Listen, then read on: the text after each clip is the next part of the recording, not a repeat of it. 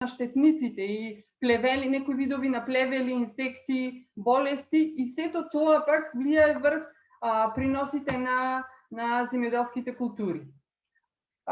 Негативните влијанија на климатските промени особено се чувствителни во земјите кои што се во развој, како што е Република Северна Македонија, затоа што земјоделството представува една од клучните пак стопански гранки во самата економија. Конкретно кај нас Република Македонија е земја со над 200.000 семејни земјоделски стопанства, каде што земјоделството учествува на второ место во бруто домашниот производ. Од вкупната површина на нашата земја, 25% се земјоделски површини. Нашите фарми од 60 до 80% користат слатка вода, што и како се јавува проблем, особено во недостигот на вода. На фармите се користат разновидни токсични материи. Земјоделците се приморани за да го зголемат своето производство, да употребуваат разни пестициди, ѓубрива, разновидни агрохемикали, со кои што пак директно влијаат на загадувањето на самата животна средина. Исто така земјоделството кај нас обезбедува вработување на 36% од работната сила во државата и речиси половина, односно 42% од населението живее во рурални области. Но, од друга страна пак, постои фактот дека само 0,8% високостручни кадри од областа на земјоделството се директно ангажирани на македонските фарми.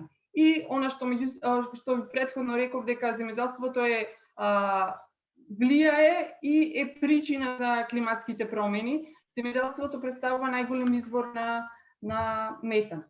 Сега, исто така земјоделството кај нас ќе биде еден од најпогодените сектори, барем така се предвидува, меѓутоа и веќе тоа го чувствуваме, бидејќи е високо изложено на ефектите на климатските промени поради директната зависност од самите климатски услови. Сега, кога ги разгледуваме ризиците од климатските промени, треба тие ризици да се разгледуваат од два аспекти.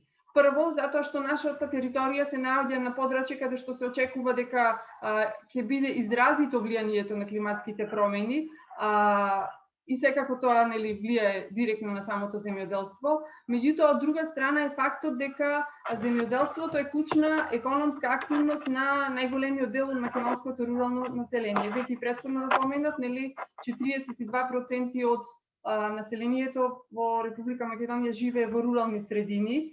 И тоа е особено чувствително прашање кога се зема во предвид прашање за ранливоста, односно тој социоекономски аспект на тие рурални семејства, каде што не се во можност да имаат релативно мала способност да се адаптираат на промените и високиот удел на храната и секако тука високите трошоци кои што произлегуваат. Од друга страна, треба на овие ризици се надополнува и фактот што македонските фарми се генерално со ниска продуктивност.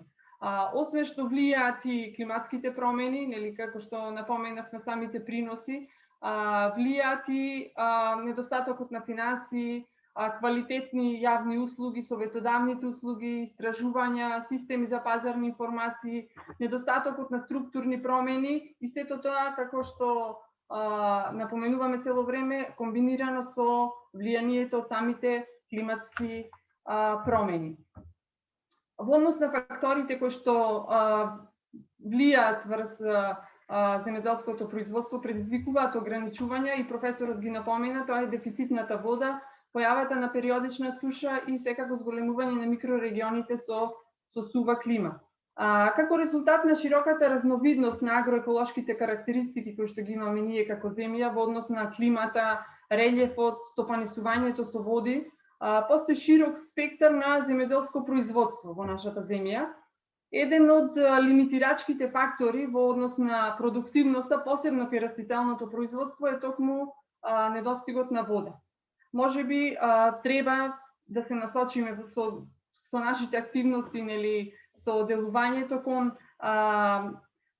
проширување на областите кои што треба да се наводнуваат и секако одржување на оние хидросистеми кои што веќе ги има и нивно проширување и секако промовирање, односно користење на нови современи системи за наводнување, каде што тие загуби на вода би се избегнували. Според земјоделците, бидејќи ние сме организација која што работи директно на терен со земјоделците, тие сметаат дека справувањето со климатските промени не е должност на самите земјоделци, на самите поединци, туку тоа треба да се решава на едно национално и на глобално ниво. Граѓаните не знаат, а и немаат доволно информации како може да се помогне во справувањето со самите климатски промени. Професорот напомена дека кои се ранливи култури, неранливи региони. Во глобала во сите региони се чувствуваат тие климатски промени, меѓутоа посебно се изразени во централниот и југоисточниот дел на земјата. Како проблеми кои што ги идентификуваме во текот на нашето работење директно со самите земјоделци е тоа што тие имаат ниска свест, но и невклученост на руралното население во процесите на едукација, намалување на последиците од климатските промени, недоволно информации достапни во самите рурални средини, немање на доволно развиена свест за последиците од климатските промени, претходно на што го напомена, значи тие не се свесни дека придонесуваат токму за тие климатски промени. Се уште се гледа на еден глобален пристап кон темата климатски промени, немање на едукација на руралното население за препознавање на последиците од самите климатски промени, но и за придонесување кон истите, невклученост на граѓаните во процесите на донесување на одлуки поврзани со акциите за клима. Како ефекти од сето ова очекуваме, односно и веќе гледаме дека имаме намалено локално производство на храна и намалени економски приходи, загаден воздух, загрозено здравје на самото население, придонес кон негативните ефекти од климатските промени и традиционален начин на производство и непрактикување на донесените законски мерки и норми кои што се налагаат и треба да ги почитуваат самите земјоделци. Може би треба, според наше размислување, дека треба можеби постојано да се спроведуваат овие кампањи за подигнување на јавната свест за последиците од климатските промени и активностите кои што ги преземаат институциите во насока на справување со тие промени. Реално спроведување на добрата земјоделска пракса на терен од страна на земјоделските производители. Претходните соговорници споменавме добрата земјоделска пракса, меѓутоа од аспект на земјоделците, еден од условите за да аплицираат во програмите за поддршка во земјоделството е да почитуваат, односно да ги исполнуваат критериумите за добра земјоделска пракса. На хартија тоа стои, меѓутоа на терен е сосема друга состојбата. Потоа воспоставување на центар за иновации и трансфер на технологии кој би развивал и промовирал нови, но и адаптирал постоечки климатски прифатливи технологии. Запознавање на локалното население со националните акцијски планови за клима и воспоставување на систем за редовно информирање на локалното население, посебно на земјоделците. Акредитација на агроеколошките мерки во ИПАРД програмата, веќе слушнавме дека има некои најави за тоа. Воспоставување на програми за едукација на локалното население, особено за земјоделските производители, за климатските промени и како да се придонесе кон нивното ублажување и секако вклучување на општините во процесот на информирање на климатските промени преку воспоставување на меѓуопштински портал за комуникација за климатските промени со назначување на локални координатори од страна на општините, затоа што општините се оние први институции до кои што земјоделците најчесто се обраќаат за своите проблеми. Мерките за адаптација на климатските промени мора да бидат преземени на две ниво. И на ниво на земјоделско стопанство, меѓутоа и на национално ниво. И секако на глобално ниво. Зголемено осигурување на земјоделското производство од негативните ефекти. Од 2008 година се спомена и во претходните презентации дека постои оваа мерка за осигурување на земјоделските стопанства, меѓутоа од терен состојбава, барем од комуникацијата со земјоделците, гледаме дека не е многу искористена. Постојат бројни причини за тоа, можеби една од причините е недовербата која што имаат земјоделците токму кон осигурителните компании, а друга е и тоа што осигурителните компании ги покриваат само штетите направени од град, меѓутоа не и од суша.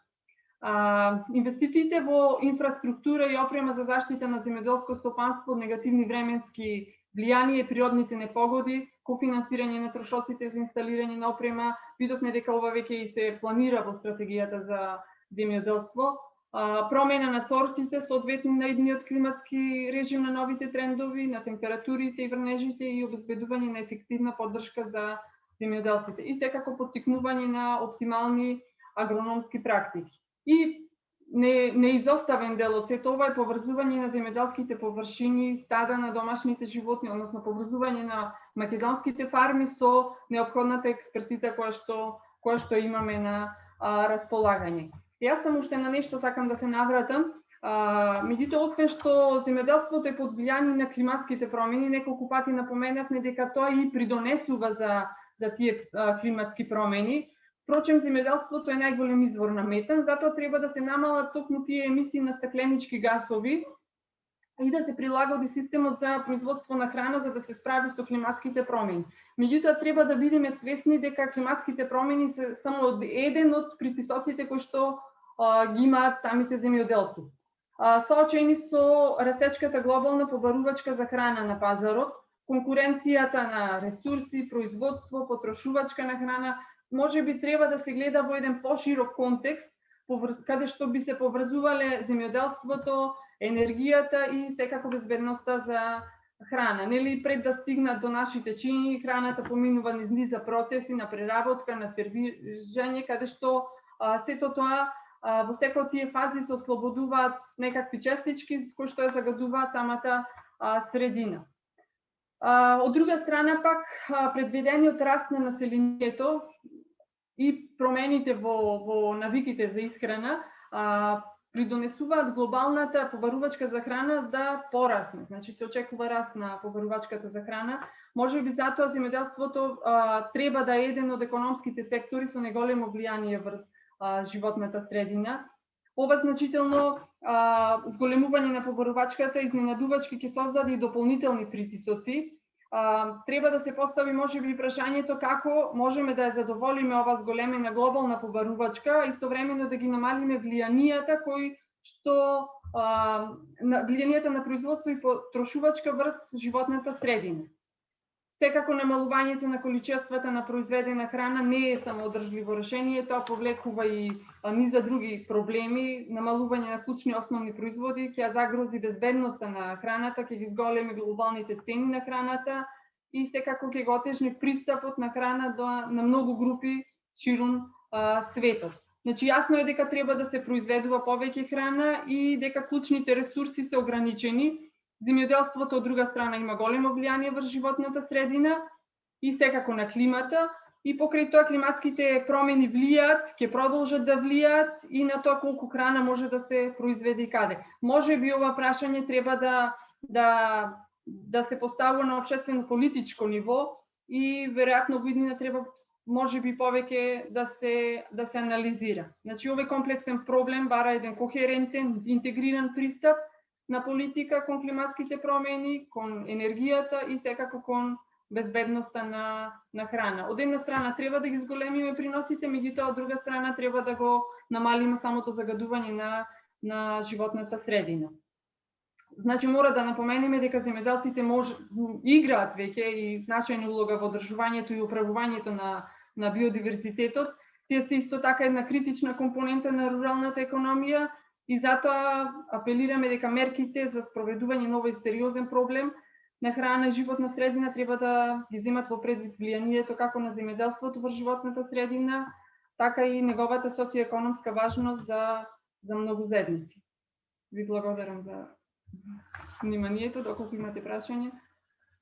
Ви благодарам, Елизабета. Јас предлагам да го слушнеме уште Столе Георгиев со презентацијата за лаговите во државата и потоа, доколку има дискусија, да се развие.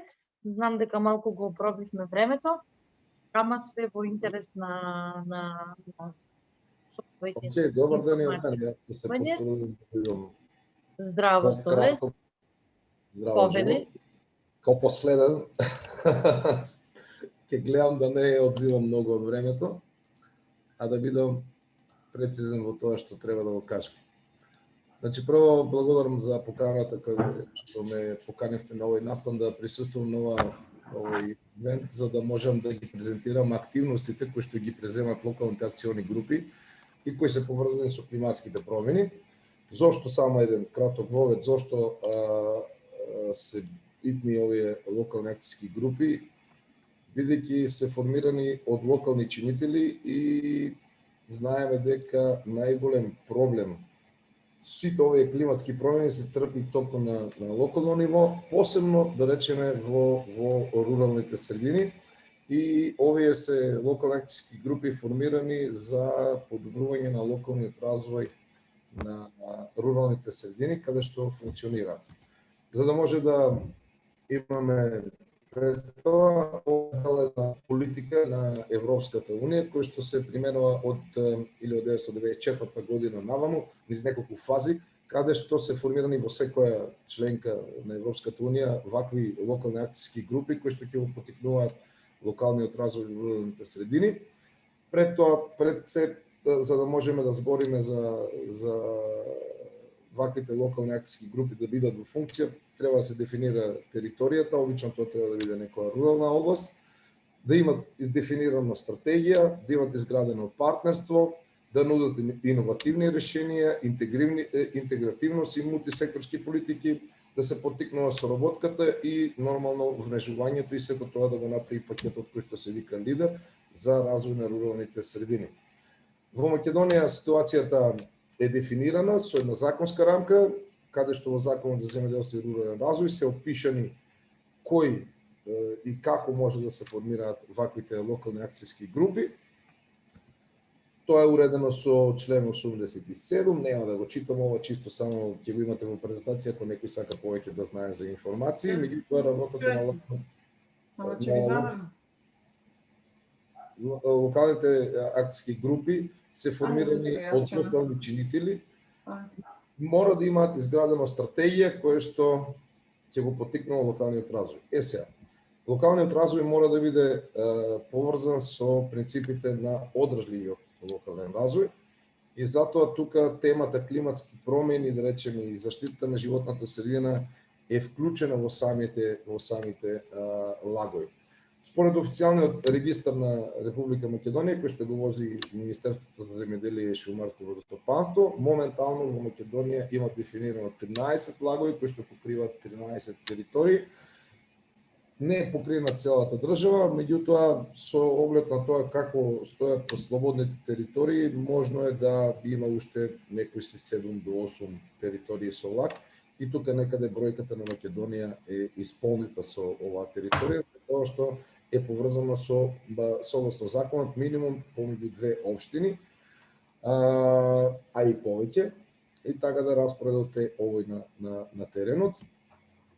Накратко ќе ве запознавам со локалната акциона група Плачковица, која што ја представувам и јас, односно е формирана на микрорегионот на територијата на општините Карбинци, Конче, Радовиш и Штип, основана 2018 година. Тоа е правен субјект каде што има 19 оснивачи, 4 општини, 11 невладини организации и 4 трговски друштва, значи една комплексна структура на основачи за да го поттикнуваат локалниот развој во руралните средини.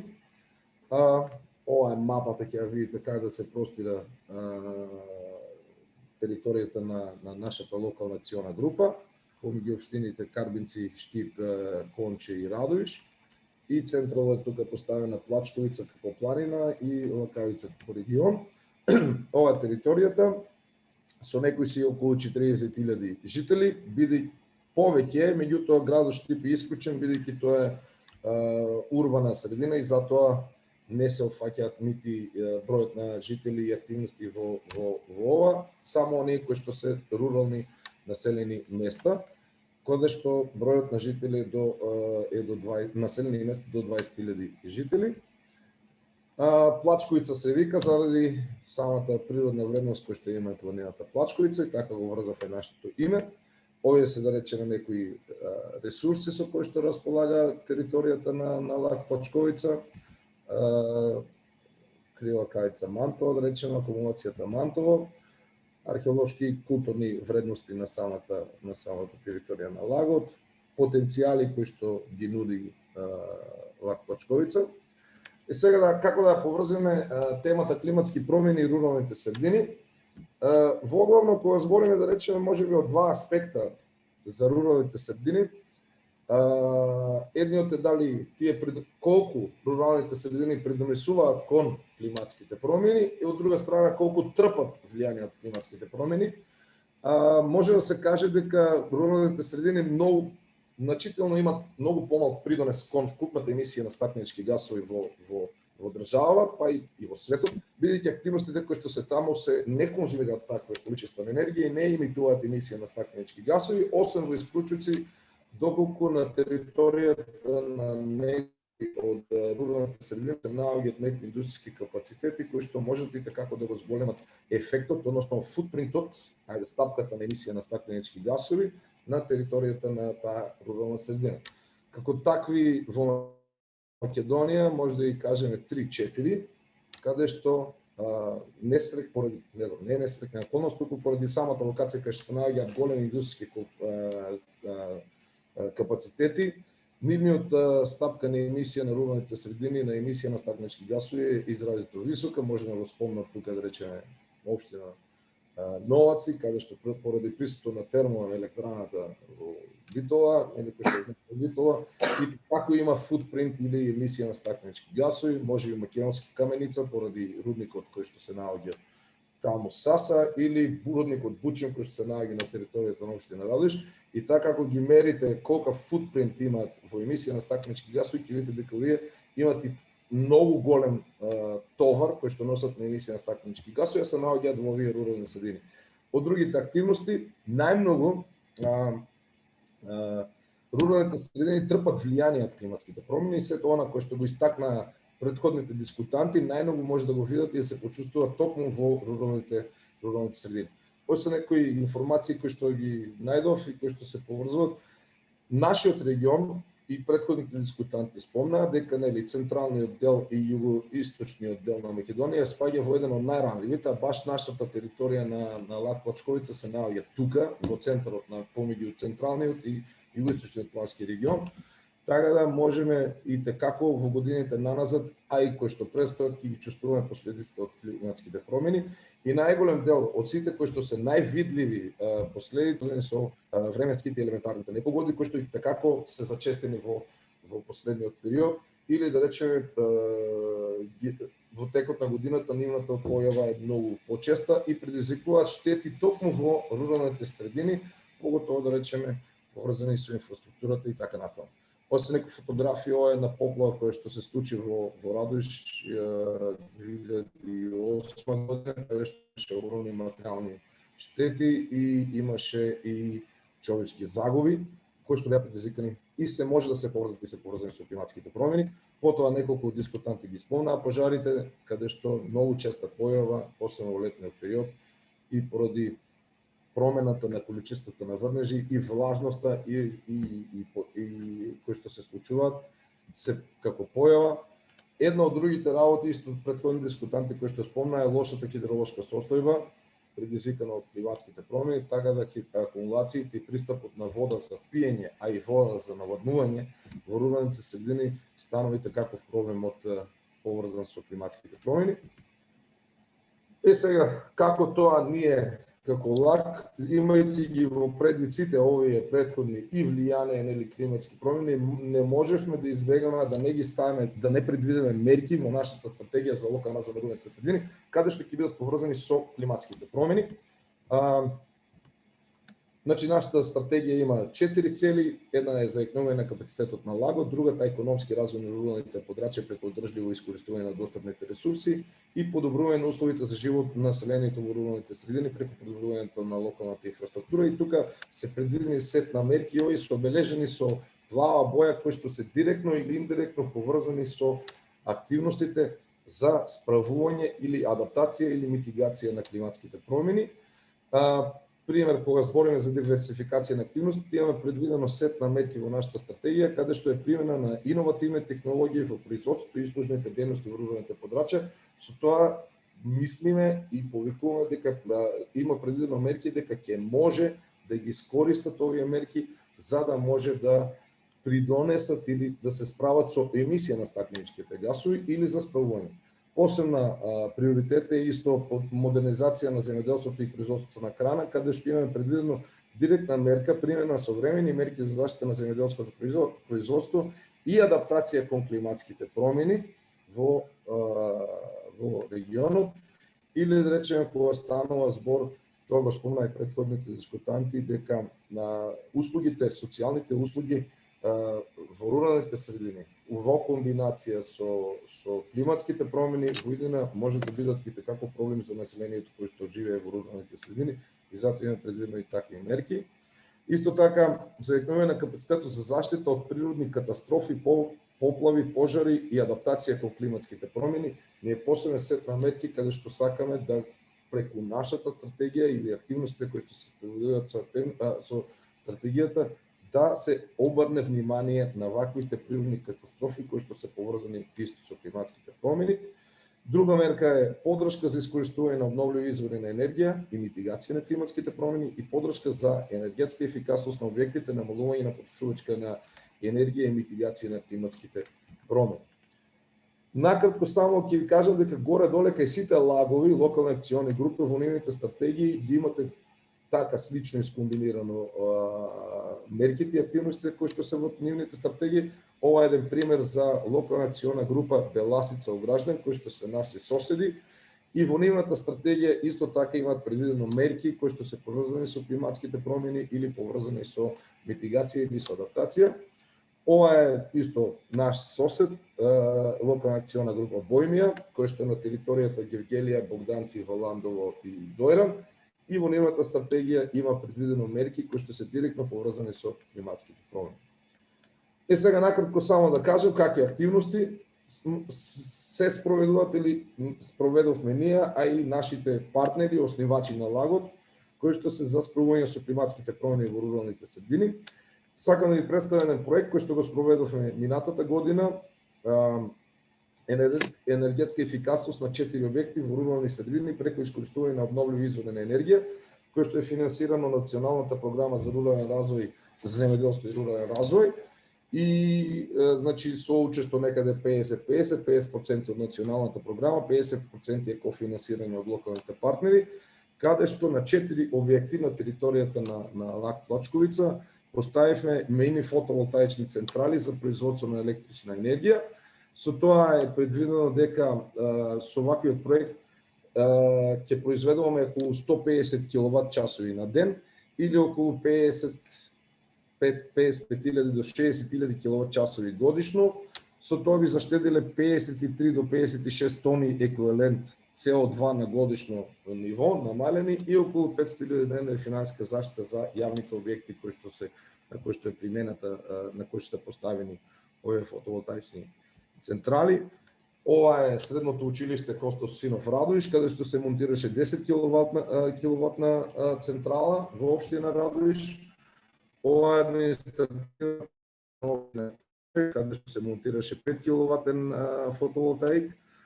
Ова е училиште, основно училиште во село Тричешми, општина Штип, каде што исто така се монтираше 5 киловатен фотоволтаик.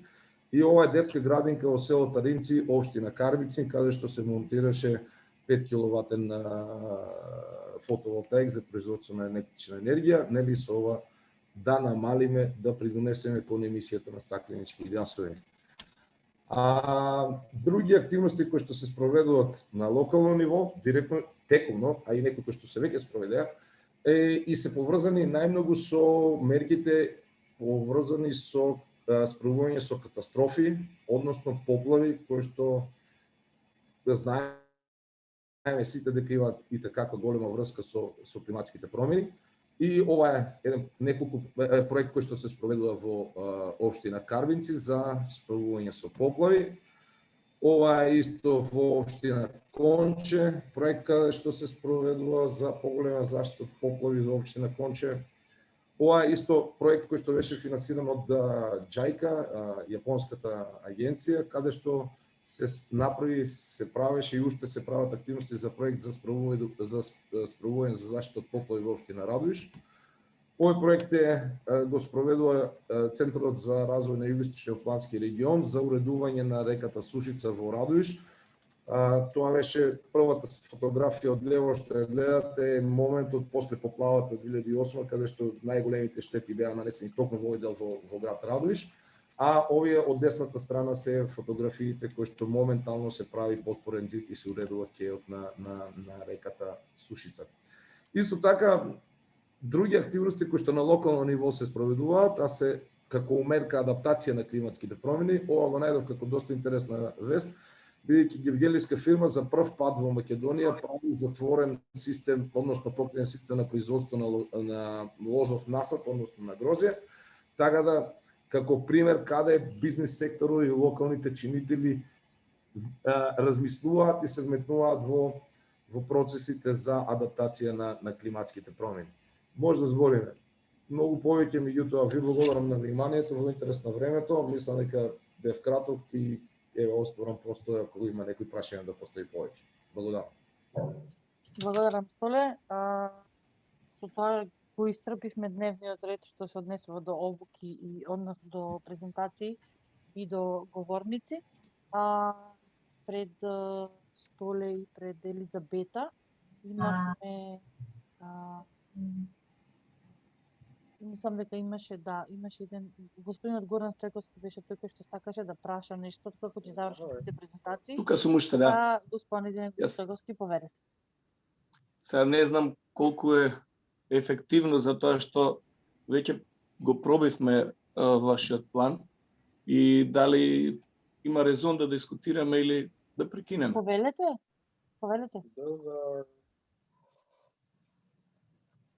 Олам? Повелете, викам, прашајте тука се. Благодарам. Не би прашал, значи прво ви благодарам на поканата за присуство на вашиот состанок. Втора работа, благодарам на сите учесници за нивниот придонес. Особено голема благодарност за 6 прекрасни презентации кои што ги слушнавме. Јас одбрав да ги ислушам сите за да можам со еден коментар да дадам моje видување. И сега тоа доаѓа на крајот, но стварно беа прекрасни и инспиративни. Ало? Можам да зборувам? Да. Добро. Значи, од сето ова што го слушнавме од презентациите, прво ние добивме одговор на неколку прашања. Односно, професорот од Земјоделски факултет и господјата Елизабета Мирчевска, мислам, дадоа одличен одговор на значењето на земјоделието и она што е значајно за општеството, односно производството на храна кој го добиваме од нивната активност. Но исто така потенцира дека нивната површина со која што работат во Република Македонија, околу 400.000 хектари, и беше потенцирано големиот проблем, односно конфликт за вода, како што го изрази тоа професорот. Фактот дека потребата се зголемува, но иницираше и прашање кој тоа ќе го обезбеди. Нема кој да го обезбеди, водата е таа што е на располагање. Ние треба да се потрудиме да прифатиме, затоа што колегата Сашо даде извонреден преглед на еден или два слайда како тоа природата го прави. Значи, ние не смееме да дозволиме водата да падне на земјината површина и да отиде, при тоа правејќи огромна штета преку ерозии и слични други појави. Значи, преку ваквите презентации, преку ваквите дискусии, дефинираме дека за добар квалитетен развој на земјоделието ние мора да се погрижиме за оној кој што, односно, областа или делот од стопанството кој што може да влијае на тоа земјоделие. Во овој случај, кога зборуваме за климатски промени, низ презентациите се покажа дека огромен значај тука имаат шумите и шумарството. Значи, ако тоа го дефинираме, ние веќе дефиниравме каде е проблемот и кога се лоцира проблемот, веќе е полесно да се оди кон решенијата. Значи, јас тоа вака го гледам. Ако можам да ги дефинирам од ова што го слушав, како мерки за адаптација кон климатските услови на шумарството, прво треба да се согледа значењето на шумите, значи, и преку дрвните ефекти, дрвната маса, за која што зборуваше овој колегата од Шумарскиот факултет, но и преку недрвните ефекти. Понатаму, кога тоа ќе биде согледано, треба да се согледа значењето на заштитата на шумите, затоа што ние треба да го заштитиме тоа. Се обидувам пократко, за да стварно завршам побрзо, веќе помина времето. После тоа, треба да се согледаат проблемите кои допринесуваат до обезшумување, односно до губење на површината со шума, која што понатаму прави проблем, а тоа се појавите на пожар, бесправни сечи, фитопатолошки, ентомолошки појави и други. Ако зборуваме кај пожарите, треба да имаме на ум фактот кој што го изнесоа земјоделците овдека, дека со цел да се произведе храна, земјоделието прави емисии. Значи, емитира штетни гасови. Шумата има улога да ги врзе тие штетни гасови, но при тоа... ве слушаме. Добро. Но при тоа, значи, при врзувањето на тие гасови, прво, произведува кислород, но произведува и дрвна маса. Тука потенцирам за тоа што колегата Сашо кажа за намалувањето на прирастот. Јас само тоа по-пластично ќе го кажам, дека не зборуваме, односно како последица од тоа, од тој намален прираст е намалување на дрвната маса, но уште поважно е тоа што со формирање, со складирање на дрвна маса се врзува јаглерод диоксид. Значи, не единствената, но најголемата емисија од шумите се јавува кога ќе се случат пожарите. Значи, ние прво и го ослободуваме оној јаглерод диоксид кој што е врзан во шумите, а потоа се другите негативни ефекти, како директни, значи при справување со тие пожари, но исто така и преку она што значи дрвна маса.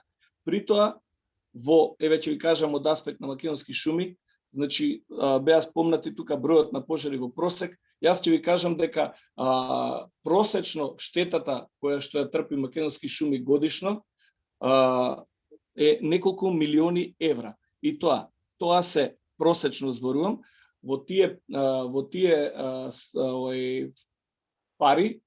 пари влегуваат само дрвната маса и она што значи директни трошоци за справување со пожар, значи за возила, за луѓе. Така да завршам, од како ќе се дефинираат овие појави, следна мерка е подготовка односно мерки за превенција на намалување последици, подготвеност, одговори за крпнување, односно санација од тие појави. Сега мене ми е жал што представникот од Министерството не е тука веќе, но ние како шумарство во ИПАРД, каде што спомна како извор на можен извор за финансирање на одредени проекти, компонентата наша е во Министерството за животна средина и тоа во огромен дел ни го отежнува пристапот до тие средства, бидејќи ќе ви кажам дека некој може би знае дека македонски шуми како едно од ретките субјекти има своја стратегија за заштита на шумите и во последниве неколку години ние не можеме да сметаме на финансирање на таквите проекти надвор од рамките на она што значи супствен буџет. Па јас, доколку Перица беше тука, ќе го прашав или ќе апелирав за олеснување на нашиот пристап како шумари, зборувам како шумарство, како сектор, без разлика дали е тоа факултет, академија, значи јавно предпријатие, приватни шуми, но кога веќе лоцираме дека проблемот е тука, треба таму да инвестираме.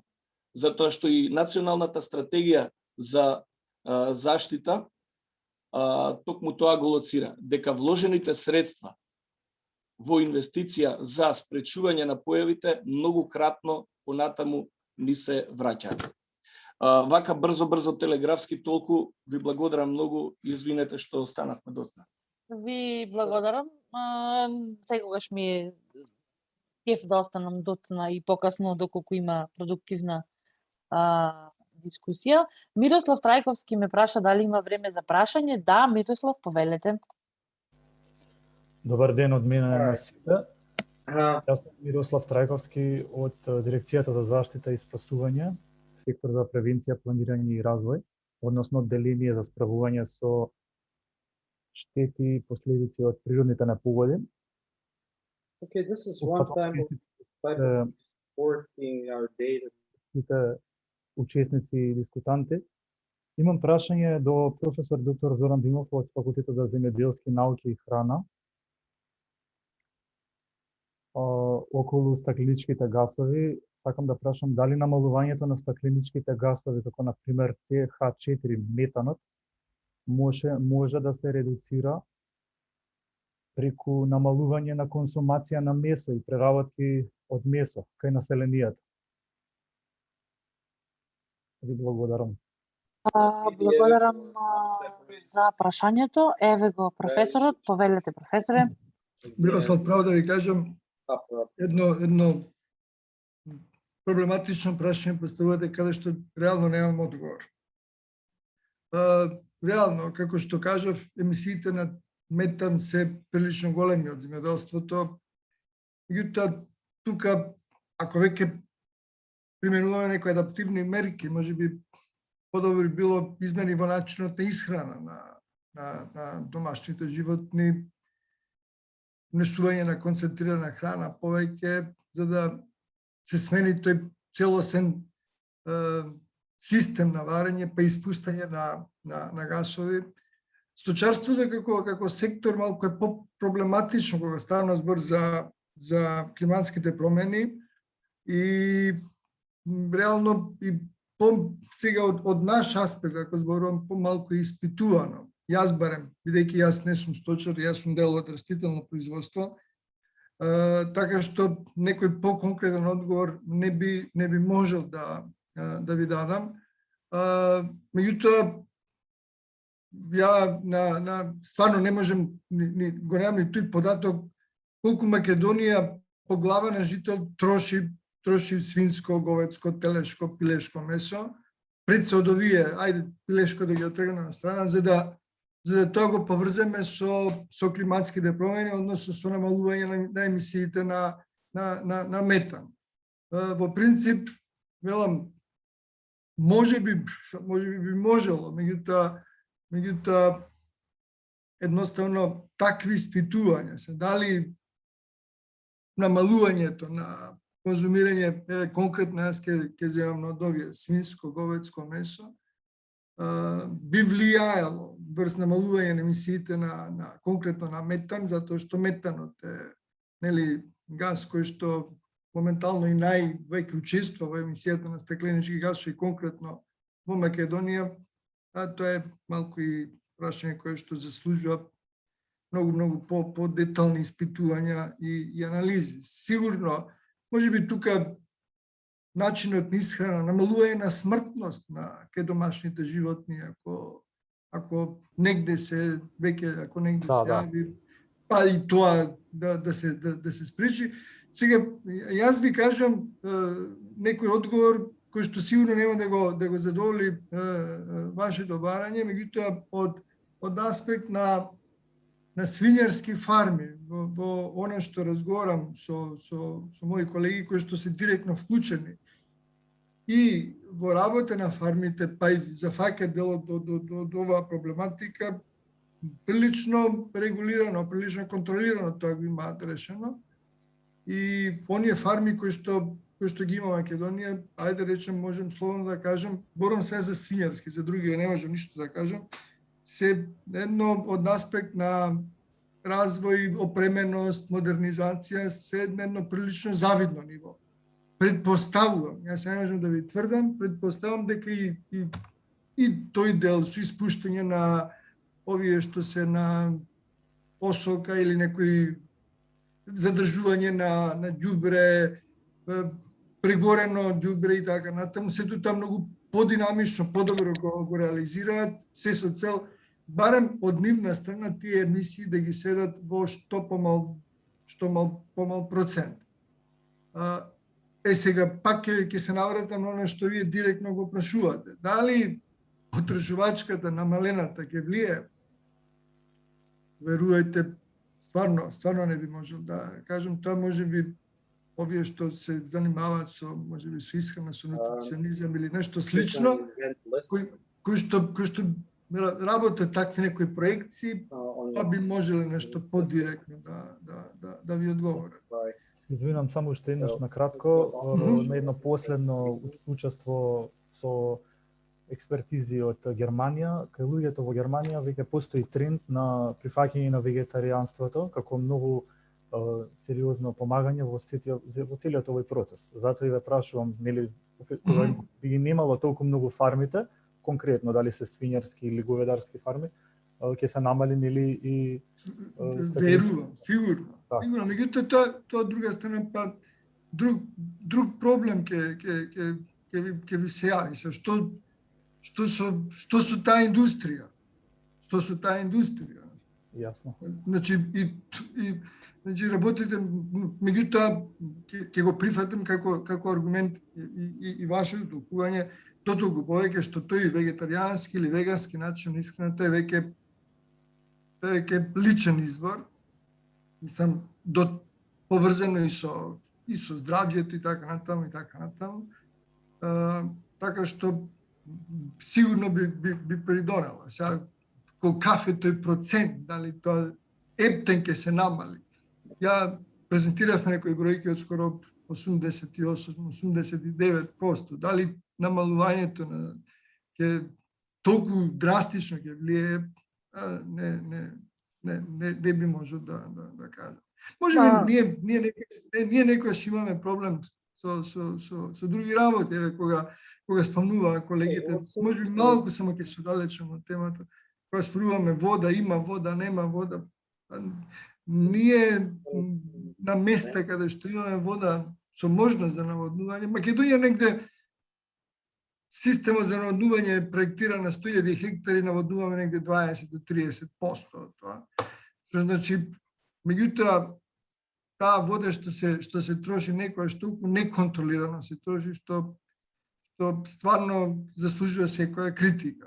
Значи, кога таа вода реално и би се плакала, не паушално, туку на потрошен кубен метар или реално баш колку што се троши, тога стварно голем прашалник е дали таа потрошувачка би била толку голема, толку нерационална и дури тогаш може да зборуваме за некој рационално користење на водата кога станува збор за земјоделското производство. Кога ние зборуваме за наводнување до колена да пропаднеме во почва, тогаш се ви е јасно. Благодарам. Ви благодарам и на двајцата за дискусијата, за поставените прашања, за одговорите. Генерално, во моментот на набирање на храна како вегетаријанство или веганство, освен испуштањето и емисиите на метан од страна на животните и фармите кои што ги има, нели, кои што произведуваат месо за наша потрошувачка, влегува и моментот на огромни количини на транспорт, на користење на огромни количини на вода и така натаму, ама сето тоа е рачунато од математика на сегашно производство на храна, на месо, кое што производство пак е претерано. Од друга страна треба да го земеме предвид и фактот дека фрламе огромни количини на храна и ако нели свето е во некаков баланс, може да биде и да може да јадиме месо и да не загадуваме толку. Од прилика, Владимир Стојановски крена рака, Владимир повели. Па да, би сакал да се надоврзам на оваа тема поврзана со вегетаријанството. Сакам да кажем дека ние на катедрата од која што доаѓам, катедра за економика и организација во шумарството, исто така вегетаријанството го анализиравме од аспект на користење на недрвни шумски производи. Значи, во нашиот жаргон ние ги викаме или други или останати шумски производи како боровинки, печурки, чаеви и бобичасти плодови кои што доаѓаат, и по некои анализи кои што ние ги правевме, бројот на вегетаријанци е најголем во Италија, некаде изнесува од 9 до 11%. И кога разговараме, значи генерално овие производи, повеќето од нив се ставени веќе како ретки заштитени видови, кои што доколку се погледнат и анализите и оноа што колегата Петровски го збореше, како ќе се подига шумата, да речеме освојување на буката, на елата, на пасиштата, каде што поголем дел од боровинките се наоѓа. Значи ние можеме да видиме дека климатските промени на еден начин ќе донесат дополнителен притисок во менаџирањето на шумите, во давање на вакви производи кои што се, да кажеме, на високо котираат во менито на вегетаријанците. Така да од друга страна, нели, може ќе значи намалување на користењето на месото, ама од друга страна во нашиот сектор тоа допринесуваат за зголемен притисок на шумските екосистеми, кој што можеби да доведе до прашање дали ќе се доведеме во ситуација кога шумските екосистеми нема да може да ги обезбедат тие екосистемски услуги кои што се бараат од нив. Ви благодарам. Ви благодарам, Владимир. Доколку завршивме со вегетаријанството и со односно со прашањата и со коментарите, јас предлагам и да привршиме со сесијата. Си ја долго влечивме и ја извлековме, некои 30 минути плюс влеговме во предвиденото време. Им благодарам на сите кои што останаа до крај и ги слушаа сите презентации, го дадоа својот придонес. Уште еднаш ќе ви кажам, сите прашања кои што ги имате, кои што се однесуваат на некои од презентациите или се однесуваат на темата, ве молам може да ги испратите на мејл адреса кај Александра, односно на мејлот од кој што ја добивте поканата за присуство, ќе ви бидат одговорени. Сите материјали, презентации и видео од денешната обука ќе можете да ги најдете на klimatskipромени.mk, на кој што Филип ви го испрати на почеток како линк во чат. Ви благодарам уште еднаш во име на Милио Контакт и на UNDP за присуството, за придонесот и за дискусијата која што имавте, а и се благодарам и на презентерите за извонредните презентации кои што исто така ќе ги имате на веб на klimatskipромени.mk. Останете во добро здравје, чувајте се, имајте физичка дистанца, социјална не, и се гледаме наскоро и се слушаме во некоја наредна прилика. И не заборавајте утре да сте дел од настанот на UNDP со Министерство за животна средина, за кој што исто така ве покани Филип и ги имате деталите во чат. Ви благодарам уште еднаш и имајте убав ден. Довидување. Поздрав. Пријатно. Пријатно. Prijetno.